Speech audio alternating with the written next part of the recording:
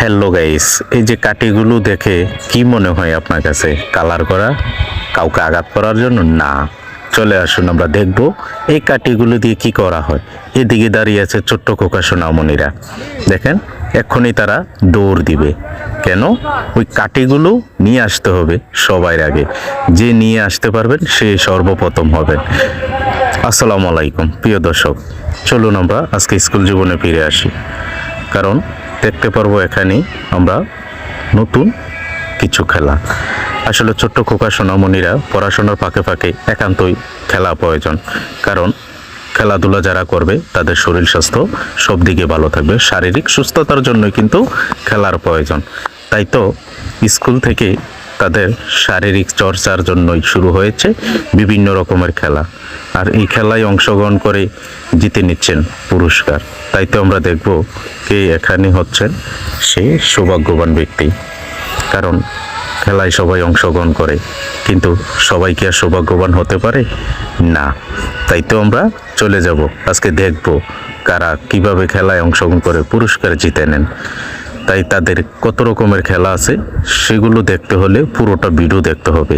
তাই ভিডিও যেহেতু দেখবেনই, সম্পূর্ণটা একটু কষ্ট করে দেখুন, স্কিপ করে দেখার কোনো প্রয়োজন নেই। তাই তো এখানে দেখুন শুরু হয়েছে একটু মাঝারি ছোট্ট খোকা সোনামণিদের চেয়ার খেলা। আসলে এই চেয়ার খেলাটাও কিন্তু অনেক বড় একটা সৌভাগ্যের বিষয়।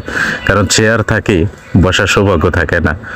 কারণ হুট করে হারিয়ে যে নিজের বসার চেয়ারটি, দেখুন এটাই খুব আনন্দ।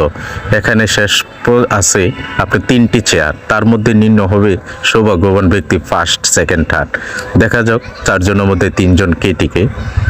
এই যে একজন হারিয়ে গেল, দেখেন এখন চেয়ার একটি কমিয়ে দেওয়া হবে, 2 জনের মধ্যে 3 জন। দেখা যাক কি হয়। আসলে এই যে আনন্দগুলো একটু ভোলার মতন না স্কুল জীবনের। দেখা যাক কি হয়।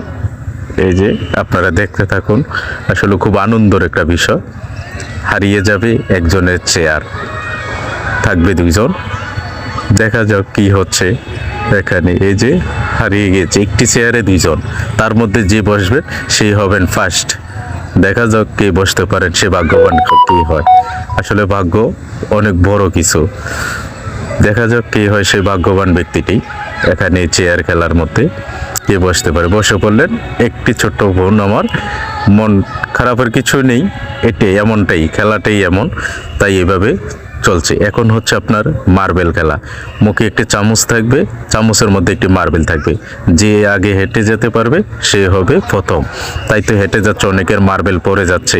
এই যে হাঁটা মার্বেল খেলাটা খুবই আনন্দময়। আসলে প্রতিটা খেলাই এভাবে খুব আনন্দময় হয়ে থাকে।